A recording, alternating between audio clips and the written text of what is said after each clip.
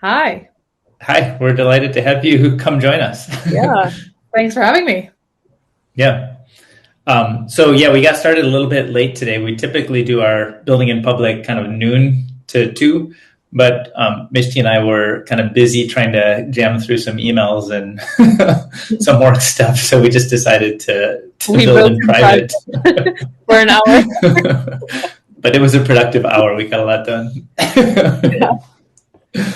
So welcome. So I know I'm excited to learn about what you're building with Milo because I think it touches on a lot of themes that we've touched on here. We've met some people working on various things in this ecosystem of like childhood education and learning. And learning is certainly something that we think about and care about a lot. To kind of start it off, I don't know too much about outside of Milo, kind of your journey to get here, and that's something that we always like to learn about. And then I think we were originally connected through Todd, right? Yep, that's right. Yeah, and so I'm curious, like, did you work with Todd before? Did you know him in some other context, or how did the connection all come together? Yeah, so I mean that's one of the most amazing things about startup world. You actually have to think for a moment how you got connected to someone, Right. all the different ways. I love that. I want to say maybe originally we got connected through the YC, through the Y Combinator community. Maybe that's how we got onto each other's radars.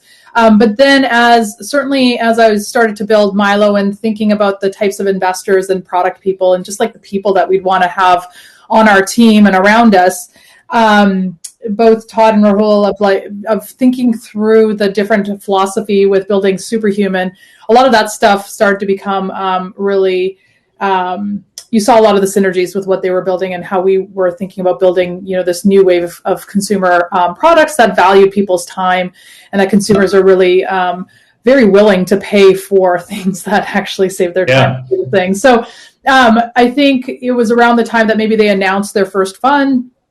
I think I reached out just maybe cold over Twitter or something like that. And then very classically then connected over coffee at like Blue Bottle or wherever it was. And then that just kind of led to conversations because I think very rarely I've found that you find someone and then you're like immediately let's work together either through investment or through, hiring or any of those things. I think it just ends up being good people want to work with good people. And so then over time they came on as investors and kind of carried on from there. But it's probably been a couple of years at least, I guess. Cool. And were you guys working on this before you met Todd? This was like a... Yeah, and again, and I can get into my background a little bit because I think it sometimes helps because let's go there. Milo's very much so a continuation of the mission of my former company, Poppy. And so maybe I'll just do a little foray. Yeah. About that because I saw that because you've been working in this headspace for so long. So definitely curious to see like what was promising to pull on, what pieces did you think weren't working so well and all of that too. Yeah, so let me maybe start at the beginning. So I'm originally from Canada. I got my undergrad in chemistry, actually. I was meant for med school, but then decided last minute to take a left turn into business. I got an internship at Procter & Gamble, and I had no idea what that meant, but I decided to take a leap of faith and moved across the country to start in brand management at Procter & Gamble. And so what I'm very grateful for is that I fell in love with solving consumer problems in the everyday. And it doesn't have to be like sexy or anything. I mean, P&G makes things like Tide and Swiffer and Pampers. And so they are integral to the everyday. And I don't know, I just fell in love with solving everyday friction. And they were really great at teaching you how to see it. See friction in people's lives, not as consumers or as users would say it or can articulate it, but as they live it. And so some of those things are you would go do in-homes, you would go do shop-alongs, like things like that, which, starting off felt revolutionary, especially for a scientist. That was my training. Where, you certainly do a lot of observation. And so it built on that in interesting ways, but then the human aspect of it really, the irrational part of it really got me going. And so did that in Toronto for a little bit, moved down to Cincinnati to do it from the mothership. And then I wanted to get more of a formal business kind of education of just like learning that. And so that led me to do my MBA. And from there kind of went on to do probably another 4 or 5 years of fairly traditional kind of stuff. I did consulting at Boston Consulting Group. I worked for Reebok, which is a part of the Adidas group, at which point my husband was asked to move to China because he was asked to lead the Gillette integration in China at that point. And so we moved to Shanghai. And and that was probably one of the most incredible years of our lives. So much to kind of, so much to learn. But I think it also opened my eyes to the pace at which different countries and different people innovate. Yeah. And finally, it was like, 4% growth in North America is like quite good. Yeah. And in China, it would be like 40%. It's like, why are you sandbagging? Right. So anyways, that was really interesting. And we would have stayed a little bit longer, but then we were expecting our first daughter. And so we came back to Boston to have her stateside and start that adventure. And I would say like this was sort of the beginning, even though I didn't know it then, but the beginning of like the next chapter for me. Mm-hmm. We would ultimately 6 months later move back to Seattle, or not back to Seattle. I'm from Vancouver. And so that was about as close as I could get to my family, or family on one side or the other. And my husband went to Amazon. I went to Starbucks. And I thought, still very neat and tidy, still incredible companies to be building with and for. But I think for me, a couple of things had changed. It is really hard to spend a decade plus building in consumer and ignore how underserved parents are in the space of just all the things.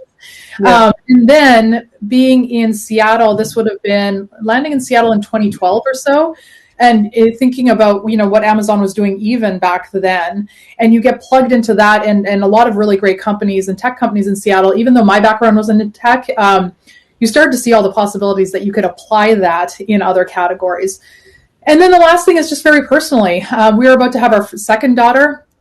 And my calculus on the time spent away from home started to shift. I knew I wasn't personally wanting to be a stay-at-home parent, but I knew that if I was going to be away for 12 or whatever hours, I wanted that to kind of clear a personal bar that had impact at a different level. So take those three things in total, and I started to look around of like, what are some opportunities that might be worthy of my kind of time and curiosity and all that kind of stuff. And eventually, I don't even think I meant to start it in the space of childcare, but for me, it was this was a space that I kept on running up against with two working parents, no family actually in town.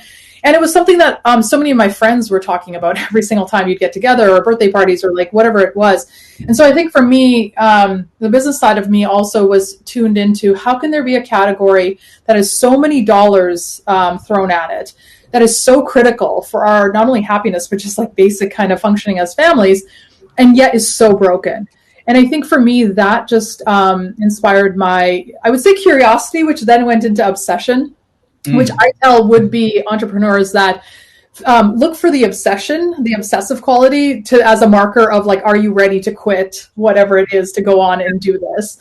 But I quickly kind of got there because I think in my head, this is the time of like Uber and DoorDash and all of these different things. And they're unlocking, not easy by any stretch of the imagination, but all of these marketplaces unlocking new value. And so ultimately that's what I started to kind of see a new system with Poppy, which is like, really great caregivers on one side, parents on the other.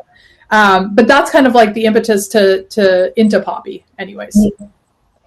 Yeah. It was originally, so Poppy was like a marketplace connecting caregivers. And was it with kind of young children or sort of any? Ultimately, Poppy, so we did YC Winter 16. And so the idea behind Poppy was much simpler than that. I would say that having lived in China, having grown up between Canada and India, and then worked in all sorts of different places, I think my observation was that parents have always had their village. And I don't mean that in a cliched kind of way, but I do mean that in a very functional kind of way, so that it was never left to just the one or two parents to do all the different things. The load was always shared, whatever it was, whether it was meals or discipline or just basic care. It was spread across many shoulders. And so I think for me, it was then, okay, well, let's take that basic kind of first principles notion and then try to figure out, okay, modern day constraints but yet, the possibility of technology, how might you reconstruct the notion of village using these parameters? And I think for me, village was, and it still is, it's a function of people that you trust. So that's a vetting mechanism. It's a fit with your values. That's a matching algorithm. And they're available when you need them to be. That's a scheduler. And so for Poppy, we pointed the technology at those kind of three pieces and said, okay, does this amount to village? And so we had a high bar for who could be a caregiver, who is qualified and capable for being a caregiver, starting first by the fact that I've got two kids and what would I want to happen? And so obviously we started with sitters and nannies, like the obvious kind of things, but soon, especially as demand kind of took off, we had to open the aperture. We would not lower the bar on the quality, but we had to open the aperture on who meets that criteria. And so soon we had stay-at-home parents, we had retirees, we had young people that had just started professional jobs, but had moved across the country and missed kind of the connection into neighborhoods. And so that was always the incredible parts of what we built, which is we unlocked new supply and made it possible to then connect with parents in the random needs. So it could have been an every Tuesday need. It could be a Saturday night date need. It could be that increasingly parents were wanting to work for 15, 20 hours on a flexible basis, but there's no childcare that matches that. And so we were able to kind of fill that in. So that was the sort of two-sided marketplace nature of it, which is parents with all sorts of different demands and bookings, if you will. And then on the other side, we had supply that we had to then make sure worked for all the different ages. It covered everything from infants, which, as you can imagine, had quite specialized kind of needs, all the way through to 10-year-olds, 12-year-olds, anyone who really needed care. But we kind of aligned it and mapped it with sort of the matching. TLDR, though, is that in any kind of managed marketplace, call it what you will, on demand, margins are super slim. It's all really, really hard to make marketplaces like this work. And yet we did grow it, and we did increasingly make it work sufficiently to get it up and going in Seattle, our primary market, as we were building this out. The challenge is because there's some things that make it different, especially on the supply side, where you actually need pretty qualified people. You're never able to make the economics work for them in the way that it is right now, where you're asking parents to privately cover the entire cost of this high level of quality. You would need something closer to $30 or $40 an hour, which very, very few parents can shell out. And our mission and ambition was always to build something for the millions, not for the 1%. And so, long story short, we built out and we tried out lots of different things. This is where my chemistry undergrad has always come into handy, is because I've always seen, especially as a venture-backed company, money as runway to run experiments, and experiments to go figure out what it is that actually works, and be very methodical in testing and trying different things, especially in really challenging categories like this. And so we did that for Poppy for 3+ years. And when it became apparent that the original ambition of building a scalable product wasn't going to be there, ultimately made the hard decision to shut it down. And it was subsequent to that in figuring out, okay, what's the next step? Or the next act? Is it joining another startup? Is it going on the investing side? Is it something else? I think for me, I felt this strong calling that the mission wasn't yet done. And after spending 4+ years on the front lines of families, there was still lots of opportunity, and especially building software first, which I was really excited about. Yeah, I wonder when you got into that, did you the idea to decide to not pursue it under the original structure and kind of, I assume team and capitalization, that's usually like a challenging moment to get through. And I wonder, when you were going through that, sounds like you didn't lose any passion for the mission, but you somehow got convinced that the existing structure approach, some aspect of it wasn't the way to win this. So I wonder, was that a process of slow discovery, or a few kind of discussions or kind of mentorship moments that ended up helping you get conviction about that? Or I'm just curious, sort of what does that feel like in your world? Yeah, I think it's actually a really important point to dig into, because to be completely candid, I shut down Poppy in December of 2018. I didn't actually start Milo until December of 2019. So there was a good 1 year in between, and it was very necessary. I would say shutting down Poppy was never part of the plan, as it is for any kind of entrepreneur. Even as we considered shutting the service, we did look at pivots and all sorts of things, taking a portion of the team and remaining capital, and then kind of doing other things. I think for me, it was at that point in time, with what I could see and what I knew, that wasn't something that I could see. And by the way, it's also exhausting to be, when you're at that point and you're trying to consider all of these different pieces. And so the process of getting to Milo, I don't think was immediately apparent as I was in the process of shutting down Poppy. If it were, then I would say this is probably closer to a story that's told in lots of other startups, which is we were building this, and then we laid off half the 75% of the team. We went down for 3 months, and then we came out with this thing over here, which actually then went on to do the thing. I wish this was a story like that. I don't know if I wish. It is how it happened, sure. But I do know that that's a story or a narrative that is told a little bit more broadly.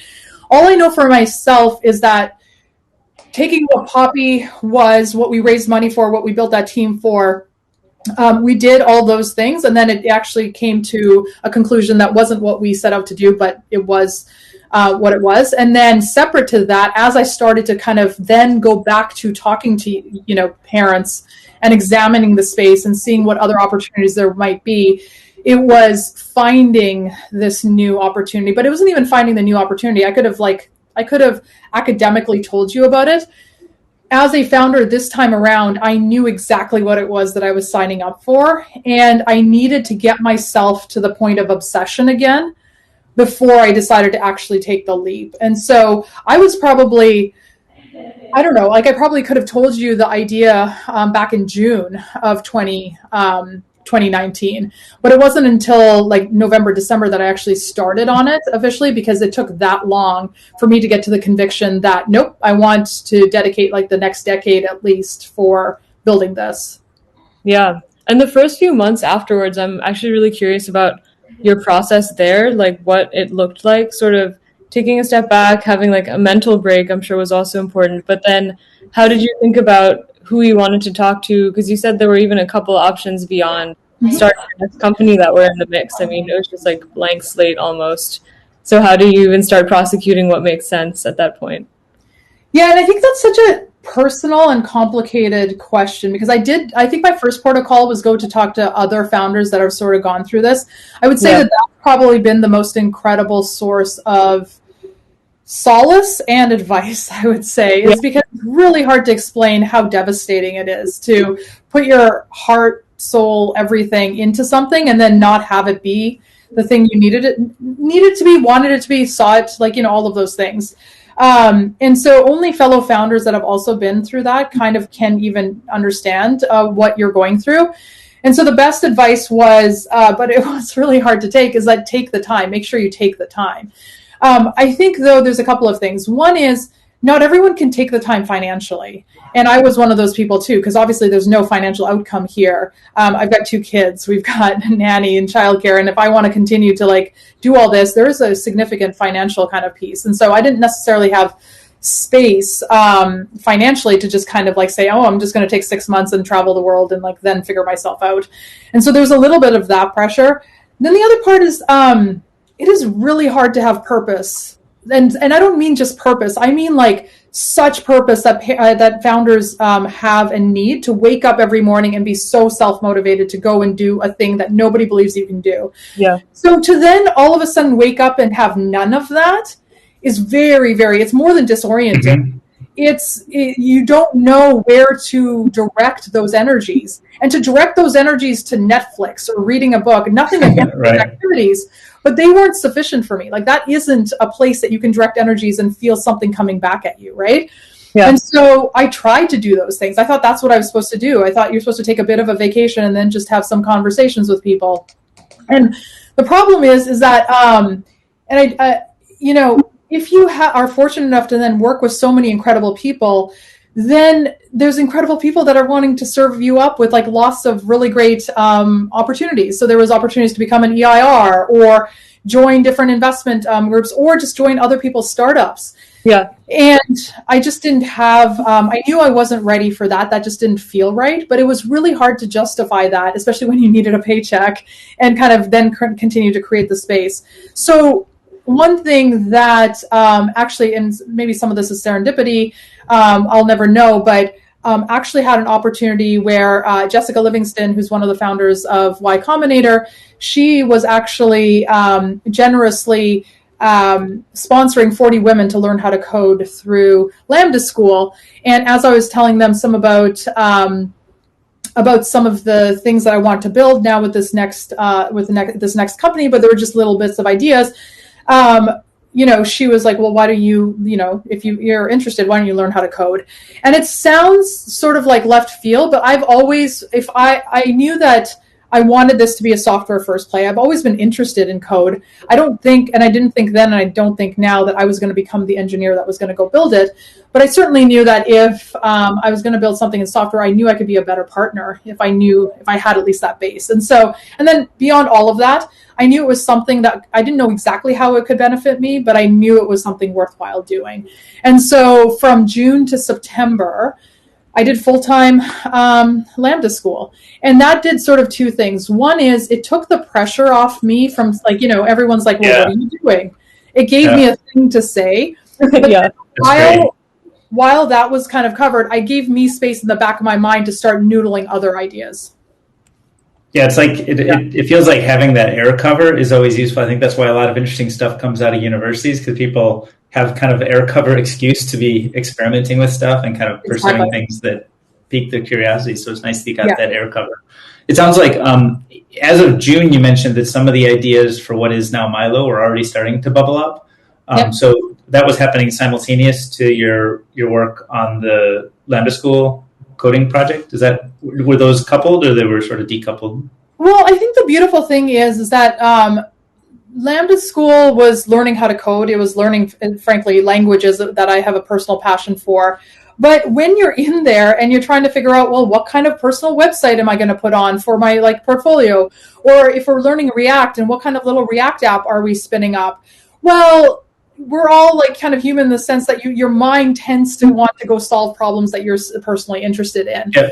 And so I just found myself kind of tinkering and kind of saying, hey, so what Milo does is essentially gives me sort of like a second brain, in so much as I run two organizations. I run Milo and I run my family, and only one of them actually has tools to manage them really well. And so the whole idea behind Milo, which was not called Milo even back then, but all I had the word in my head was Family OS. All I've ever thought was that I don't want the last mile app. That's the Swiss Army knife that does the shared calendar, all that kind of stuff. What's missing is the infrastructure layer, which is the operating system that you can put everything in, and then it just connects in some collaborative way that my husband, my nanny, my mom can all kind of link into.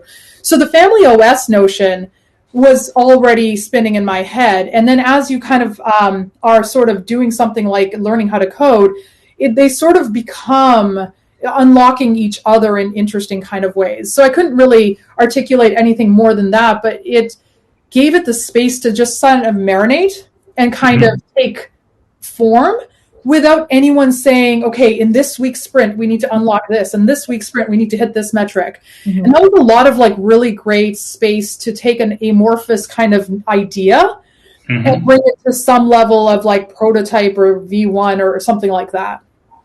Yeah, it seems like that creating that amorphous space is so important, especially for the traditional narrative of Silicon Valley founder. I feel like is some coding prodigy drops out of Stanford at age 19 and starts their app while living in their parents' house or something. But I mean, if you have two kids and you're a mom and you are interested in you see really different problem spaces than those people would see, but then very few people end up actually, I think it's remarkable that you were let's learn how to code and gave yourself the space to kind of think and create this. And I wonder how many other people are out there that this ecosystem should think about supporting in a better way.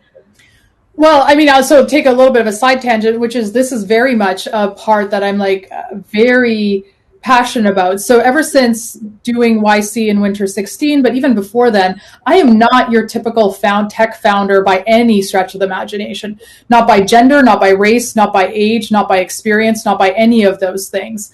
And so I think for me, but I should still have a chance at solving the problems that I see using technology, in Mm-hmm. whichever way it's relevant. And in this day and age of no code tools, it's one of the things that I'm also super supportive of, because no code tools in 2015, 2016, before they were even called no code, is what enabled me to have the V1 of Poppy, which is to say it was, well, first on my day planner, my paper day planner and my cell phone was the very first V1. And then the next version used GCal, Zapier, Stripe for payments, Typeform, and Google Sheets. And that was the next kind of version. And so my point simply is, and now, oh my goodness, there's like an embarrassment of riches with all the different things you could do. But that kind of gets you to a certain point. I am so passionate about making sure that the people that have the best insights are the people who have the ability to at least put some solutions out there in the world. Like, it shouldn't be just the people that quote unquote can get the funding or have the pedigree or whatever else that is. Yeah, it reminds me of what you said about the shop along from the very beginning. Like, it's either you can take someone and like make them do a shop along, and that'll give them a lot of insights, or you can like just empower the person who has been shopping Yeah. in the first place to actually build something. And there's probably some combination of the two that we really need, but like both are needed a lot more than we see today. Absolutely. I mean, I guess my point of view is it doesn't mean that anyone who isn't, let's say, a parent or doesn't live the problem is precluded from solving in the space. I mean, it's a big space and it's a big problem. Yeah. I think as many people that can and want to should come and should innovate and try to solve at it. But I think there always should be someone on the team that speaks the truth of the people that live the problem. So either it is the founder, or it is someone on the team, or the way that your input and your iteration loops work is that you take that input really close. You're living very close to that input point. And so I think that's one thing. But if you were to look at the space that I build in, it is really hard to get working mothers to build tech companies for lots of different reasons. A lot of us don't have the tech backgrounds. Second of all, we have young kids at home. Third of all, like it kind of goes on. And so I think for me, it's that part of, elaborating on how this sausage is made is to help say, it's not easy or any of those types of things, but I think people should, it's closer than a lot of people might imagine it is to be able to at least give it a shot. Yeah. And Nadia's, go ahead. I was just going to say, her question is like very related, and she's actually part of the South Park Commons Fellowship, so she's actually thinking about like what she's going to build next. And we've talked a lot on Building in Public about how do you, kind of the tool stack that you talked about, like start with the Google Sheets and the calendar and whatever. So yeah, what are your thoughts on this? She says, curious about learning to code versus learning no code tools. If you want to solve problems but don't have an engineering background, what should your process be? So I think the truth of the matter is they're two very different things, right? So, and it's the annoying answer, but it depends, right? So if you are a product founder and you want to see whether your idea ought to exist in the world, I would say no code tools are your bet, because the point is not your piece of product. I say this to everyone I possibly can. The real point is the end-to-end flow from like, how does the potential user actually find out about things? How do they sign up? How do they pay? How do they then actually download your thing? Oh, then they're using your product. Okay, do. And then like, do they come back? How are they thinking about you? How are they like, so the first, using no code tools is a really simple first approximation of the whole end-to-end flow. The more that you feel comfortable with Airtable or Zapier or Twilio and text messaging as the messaging mechanism, the better that you're able to approximate the full end-to-end flow. That said, if you're trying to build software as the software first, and so you've approximated a V1, and then you're going to need to build complicated algorithms, secure data, like any of the myriad of things to actually go and do it. Learning how to code helps you understand some of the constraints and challenges and how you might want to construct the logic and construct the actual app. And like depends on where you're talking about. Like, I'm not going to tell you right now that I can even remember maybe even 15% of what I learned when I was doing it every single day. But I have it's a understanding of how, for example, a React app is constructed, or from a database, how are you going to read or write or change the data that goes to it? I'm able to understand JSON and say, like, how are you going to actually store that information? And when we're talking about like unformatted text, when we want to have a user fill out a form versus formatted fields. These are the types of things that maybe we don't, between me and my engineering team, we've lessened the gap of, like the space of maybe misunderstanding or trying to understand what we're trying to do. Yeah. I think I'm a better partner for my engineering team because I learned how to code. So those are two very different things. One makes you a better partner with the assumption that you're not meaning to become your own engineer to go do the thing for very long. The other helps you understand whether the thing that you are imagining actually needs to go and exist in the world. Yeah. And on the second part, how has your thinking on that changed over time? Like what surprised you about like the beta testers who are using Milo? Kind of like what product hints are you seeing out there that have been interesting? Yeah, there's so many. And I think that's the incredible thing about building an actual apparatus that is built for iteration and experimentation. But a couple of things is, when I started in the beginning, I thought this idea of an OS, or rather, when we talk about productivity, we talk about it very much in the realm of work productivity. That's the space that how we know to talk about it. And so we think about tools that help you collaborate. We think about tools to help you communicate, tools that help you actually get the work done. And so I came in and I said, okay, well, let's just take all of that and apply it to the home. Well, it turns out there's a couple of like really important distinctions. One is we use all of our discipline of trying to be super productive at work, and we don't want to come home to something that's like nagging us and making us feel like we have to be productive at home. So that's sort of like thing one. Thing two is, and it's sort of related, which is if productivity at home looks different. So at work, maybe we're always trying to, like, each of us are working on different projects to push, learning and our companies to spaces that have never been done before and all that kind of stuff. In the home, frankly, we're just trying to figure out how to do things that people have done for millennia. I'm trying to figure out what is the next thing that my 9-year-old, with the whole social and like stuff between preteen girls and all that kind of stuff. For my 6-year-old, I'm worried about her picky eating, right? Is she eating enough different things and all that kind of stuff? These are not new problems. They're just new to me. And so in the home, productivity looks like, yes, I need to get things done, but how I get those things done is unique and different in the sense that I actually need to lean on how other people have done it and be able to find those answers. And so that's just like one little insight of what we've learned in putting out early prototypes and kind of getting it out there and seeing what's stuck and seeing what's like, this just feels too heavy or too much work, which is frankly the opposite of what we're trying to do. Is that if it feels like more work, we are not in the right place. And so it's just like, constant iteration there. And when you talk about the iteration, the vision that you painted is family OS. And then in order to connect that vision to some reality, we need some sort of vertical applications. So are you more excited about taking certain problems that vertical applications would solve and kind of templating them or different entry points? Or are you kind of going across the OS and kind of experimenting across different applications? Yeah, it's a really great question. And the answer is it has to be a little bit of both. Because when you're building an OS, it has to have some broad, shallow functionality across all the things. If you don't have some calendar functionality, if you don't have some to-do functionality, if you don't have some file and assignment, but those are massive systems and to be able to have to build shallowly.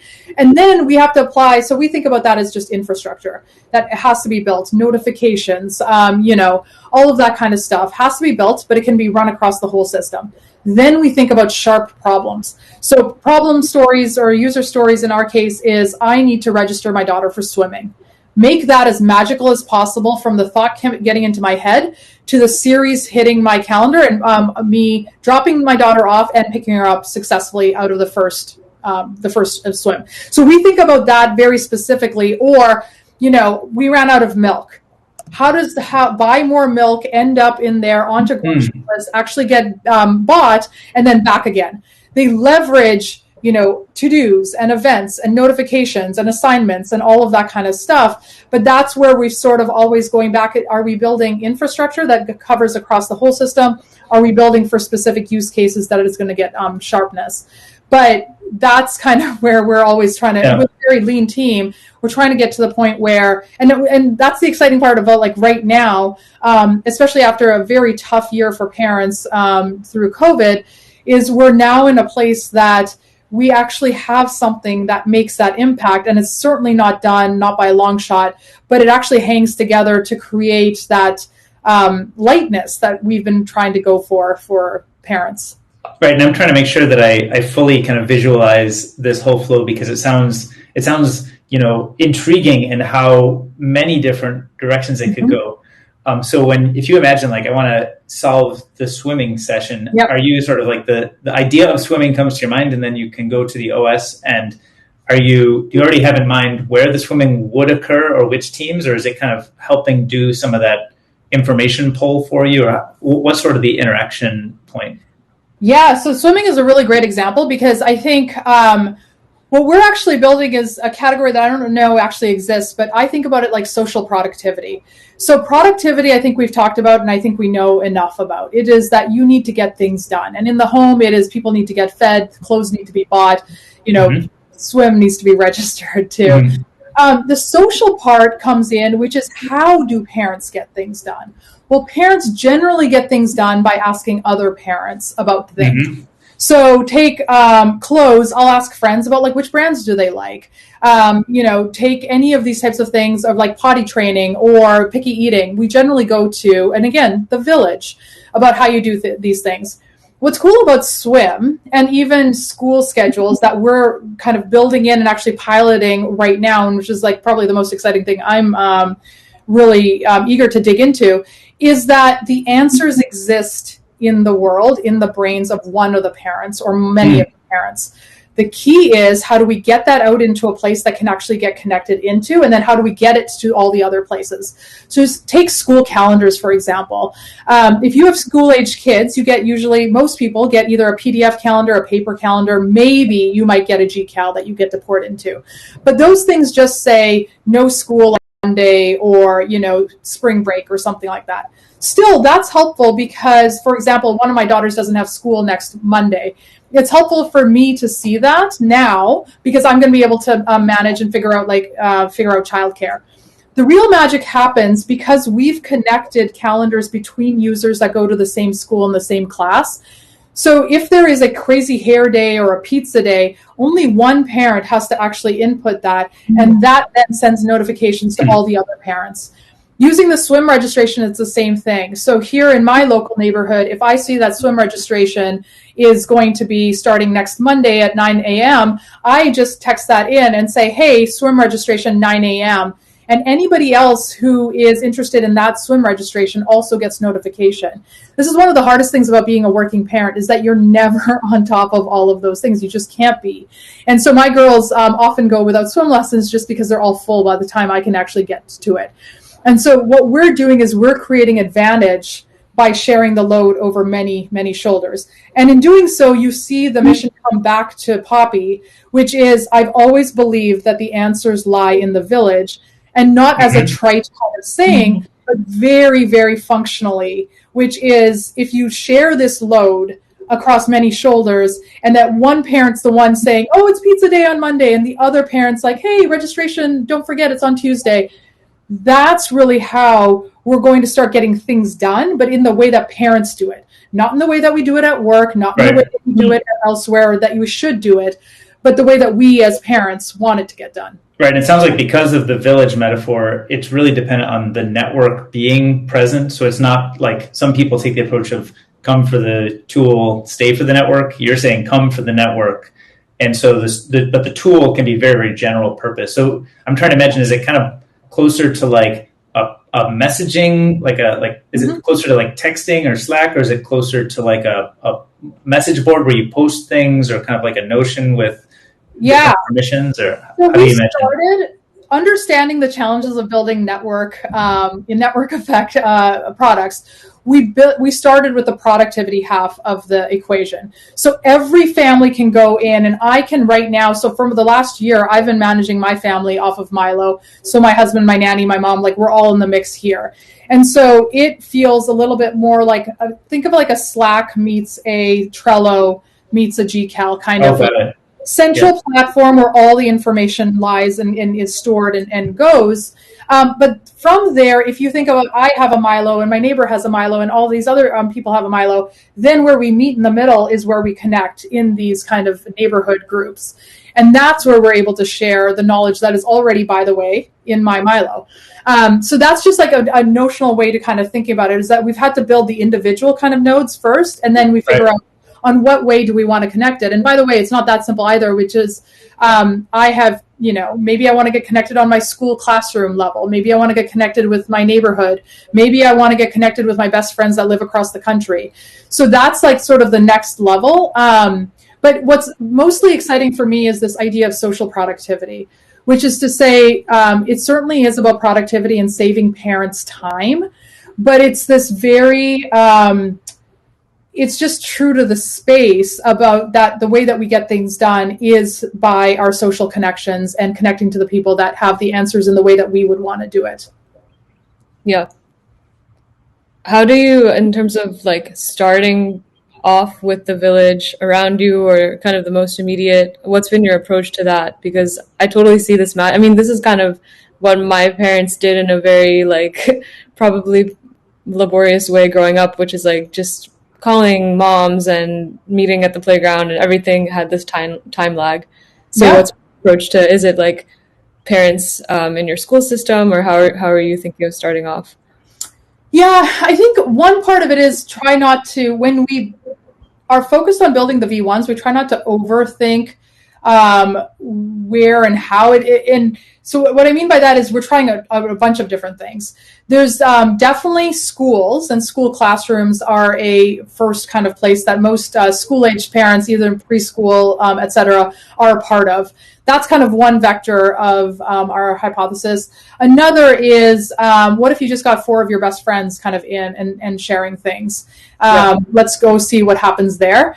I think to your point of like, how did this stuff happen before? It is a recognition that our kind of family structures and stuff were different. If we think about like the traditional structures of like the 1950s or 60s, where the mother stayed at home, it is a job. It is a very important job with all of these different types of things that need to get done. But we used to have one person actually doing it.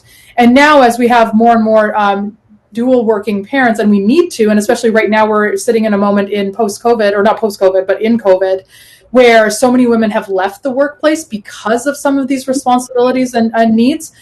How do we give everyone the support and the tools that they need so that this is not the reason that they're staying out of the workforce when the kids are back in school and childcare is up to full capacity and things like that? And so that's a lot of the stuff that I think about, which is how are we making this something that you would trust with your existing relationships and networks, and not make it like too hard to be able to get plugged in, but at the same time, you feel supported such that you're able to then go back to all the other things that you want to and get to.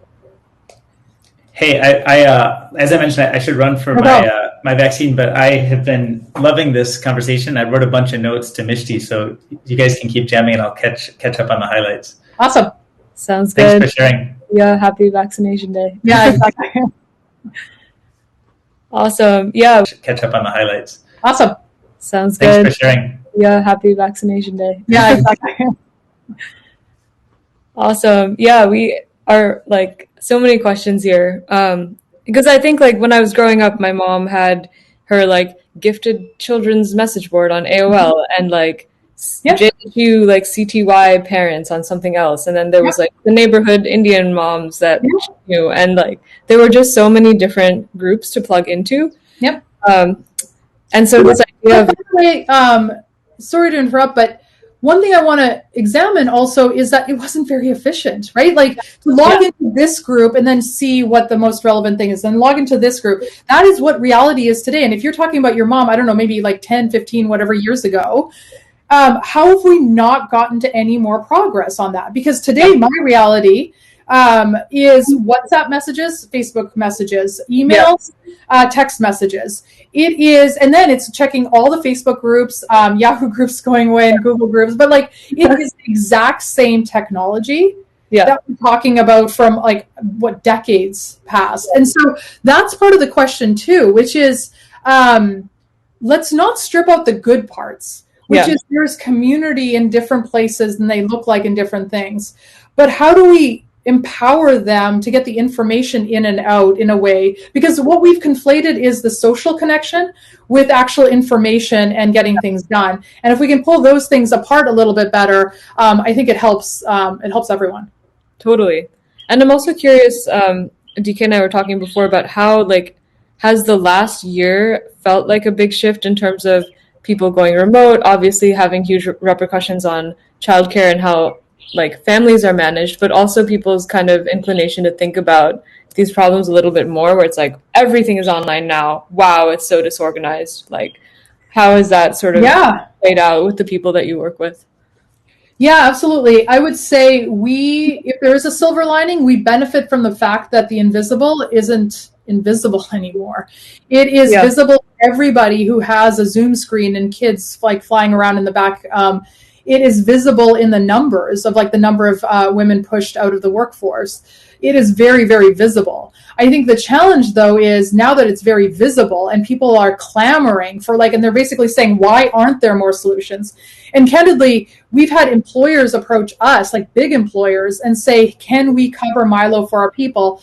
In a way that's unexpected, that we weren't even thinking of starting these conversations until at least a little bit later. But it's because this is such a big problem and there aren't solutions that people are trying to figure out, like, okay, what do we do? And that's where, I mean, honestly, like it is much as hard as it has been the last year living the problem that I'm trying to solve for with 2 kids and you know, lockdowns and like my husband and I shuffling all this kind of stuff. It provides such urgency to make sure that this problem gets solved in the way that it actually helps people make this easier and better. Because, like I said, it is very visible. Yeah. But we need to actually do something about it. We actually need to give the solutions that make it better instead of just like the sort of overwhelm weight. Totally. Yeah. And in your team, how big are you right now? How many people are working on it? Yeah, we're 6. So about half product engineering, actually a little bit more. So about 60% product engineering design, and then a couple on the more, I would say, like go-to-market, community, social, all that stuff. Yeah. What feels like top of mind and problems right now that you're actively like curious about as a team and investigating? What's kind of... Yeah, I think they usually are some of the base. So one is like, as we're thinking about social productivity, it's not a space that is a thing. It's not a category or this kind of. So we're sort of trying to figure out, well, what does it mean? And it's essentially a productivity app with network effects, right? So that kind of doesn't exist when you're trying to create an app that you're asking people to value their time and pay $15 a month. But a part of that value comes with this wisdom of the village that's loaded up into it. And so how do you do right by both sides, which on, first blush feel a little bit dichotomous and not fitting together nicely, how do you kind of move each of those forward in the best way possible, but in a way that also like kind of builds on each other? So that's kind of one space, but it's kind of that stuff I actually like, because you're kind of pushing, it's again, the chemist or the scientist side of me. I like pushing the boundaries of what we know or what we might have tried, and combinations that nobody's thought to kind of put together, but it's like, well, why not? Let's just see what happens. Yeah. And the rest of it is that I don't think we have such a high bar for what engagement looks like, because for me, I'm not happy unless the people who are using Milo are at a place that they cannot live without Milo, that Milo has such utility in their lives that they simply just can't imagine starting next week without Milo in their lives. And so again, like we were talking about, that requires so much building. So it requires building breadth, but then understanding like which of those bits are actually driving the can't live without it parts, and then double down on those bits. That's kind of where we're sort of like, there's the fun building, go push new frontiers. And then there's like, well, let's make sure we're doing the hard work and the disciplined work of making sure that we're making progress every single week with something that delights our users, that makes it easier to use the product, that makes it just that much more stickier and helpful. Totally. Yeah. And I'm also curious how that breaks down. So one of the fun things about building in public is like, what is your process when you're like, let's figure this out? Like there's 6 of us at the table. Also with COVID, like all of you, I mean, I'm sure might not be in the same physical location too, but is it like, how do you manage the sort of like brainstorming to experimentation process as a team? And time too with like your team at Poppy and how you thought about that to now. Yeah. So a couple of things. One is, I think it evolves. Even though we started with a remote first idea of building this team, I don't think any of us thought about it was going to be remote only, right? And so over the last year, 2 of the folks on our team I've never actually met in person, which I find like kind of mind blowing. I only met once in person, which is like wild. Yeah, no, and then so you start realizing it's possible. Yeah. I just don't like it, right? So I'm really excited to getting back to a remote first, but with a really healthy amount of like in-person collaboration. And so I think I live somewhere in the middle. My happy place has always been 3 days sort of maybe in office and collaborating, and then 2 days a week kind of on your own doing whatever you need to kind of get to. We'll see with what we get to here. But that's kind of one piece of it, which is we've had to work our way into what works for us. And that means a couple of things. One is more of a written culture. So again, I come from Procter & Gamble, where they are known for their memo culture and like the one-page memos. And then my husband used to work at Amazon, and they're also known for their memos. And so I think there's just something so disciplined, but also helpful about written documents that then you can circulate with the rest of the team, be on the same page about like what that intention is. It also highlights gaps in logic in ways that when you're talking, it's really hard to do that. And so we've tried to implement more written culture things, whether it's like writing up how a feature should work or a problem, any of those types of things. The other part is I really try hard to lead with the question of which problem is most urgent to solve, or said a different way, like what's going to kill us next. That if we solve this one, then we live to fight another day to solve that next problem. And if we think about that question, then, it could be something like improve 4-week retention, that we need to make 4-week retention better. Otherwise, all the rest of this just doesn't matter. Well, if we do that, then what are the hypotheses that underlie how to make 4-week, why is 4-week retention not, at whatever level we want it to be? Well, is it because people don't know what it does? Okay, well, if they don't know what it does, what could we do to fix that? Is it because they try it and they think it's too complicated? Okay, so if that's the case, then what do we do? And so we use, it's a very kind of like scientific method or like a testing plan kind of approach to first start with what is the objective we're trying to unlock, and then the hypotheses that come under it. And that enables, whether you're an engineer or a designer or the social media person, it enables everyone to put on their brainstorming caps and say, well, how would we solve that? And it doesn't matter who, like what your title is or anything. We just throw kind of answers up there. The other thing I would mention is that my first protocol, though, is user calls. Every single week, I try to talk to at least 4 to 6 different users. They could be new users. They could be existing users. My job is just to talk to 4 to 6 users every single week and then just see what's kind of going on. And that helps to get a sense on some of the rest of it, which is what are our most urgent problems to be able to solve. Yeah. What for you personally recently has felt, or not necessarily recently, but kind of what areas as you've gone through parenting over the last few years, managing all these different things in your home, where have you felt the most alone, or where have you felt the most absence of that village, I guess? Yeah, that's an interesting question. I probably have to say, if I were to choose, when I was shutting Poppy down, that was probably one of those. Because I think going through that experience is, for many reasons, super isolating, probably of my own design, because you want to sort of retreat from the world and kind of lick wounds, whatever you want to do, grieve, whatever you want to call it. It's not that the village was absent, but it was really hard for me to connect with people that didn't really understand it. Because I think for me, and I never want to overstate this compared to losing someone, but it is a grief of sorts for a founder to lose the potential of that thing that you were building and that you always lived with.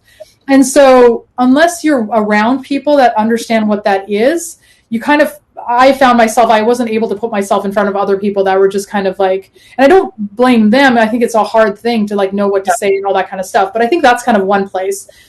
I think the other is just in the last year, I'll just say very candidly, it has been really hard to build a company while living the problem. It is really hard to be. That's what I'm gonna say. Yeah, I'm just amazed that you're on this meta level, but literally you are a mom with kids at home at the same time with all of this going on. So no, and I think that's probably been really, really hard, is that how do you manage it? I mean, certainly physically, because it's just exhausting. Yeah. But also mentally, because, you need to reserve so much for home, and I need to do it for my girls, but then also, my husband and my parents and all that kind of stuff. But then also my team, and making sure that we're not, that we're doing everything we can as fast as we can and as well as we can. And I think that just takes, this is one of my favorite words since Poppy, but it's grace.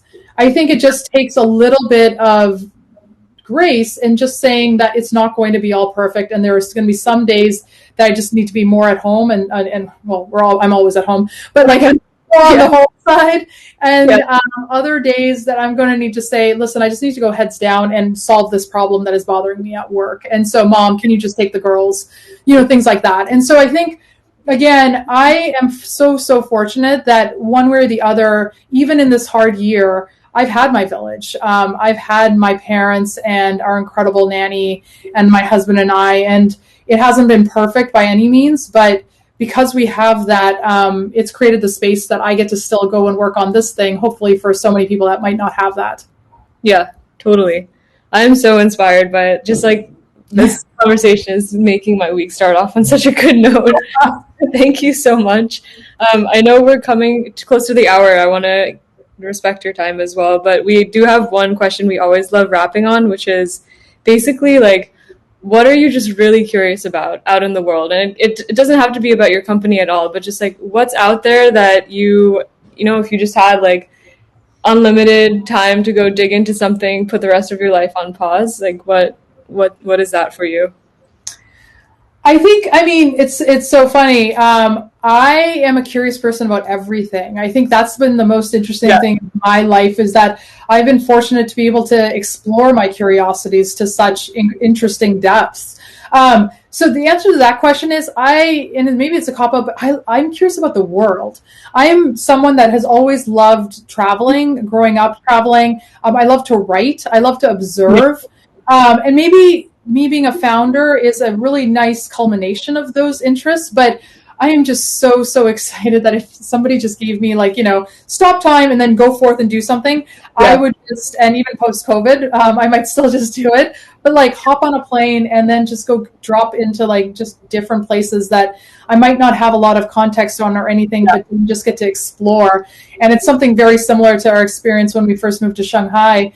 Wow. It pushes you and it stretches you, but there's a high to that I can't even explain, from the food to the language to the people, that ultimately for me ties back to Milo and what I build is that I will ultimately always believe in the people first, and that for me technology is always in service of the people, and it's sort of it's just me no matter what I'm doing, whether I'm traveling with the girls or whether I'm building. I ultimately just I put my faith in the people and then figure out how we can make them better and unlock their potential better. Absolutely. That resonates so hard. And I totally know what you mean about, going to new places. I think the magic of creating like connection and like moments of human empathy are basically like so much of the joy of our lives. So the more we can work in service of that and sort of like see our interactions in that lens is amazing. Exactly. Well, thank you so much. This was really, really beautiful, and I'm so excited to follow along. We'll definitely clip out some highlights and share them out so the discussion can continue afterwards. Perfect. I love it. Thanks for having me. Cool. Well, take care. Have a good week. Thanks. Bye.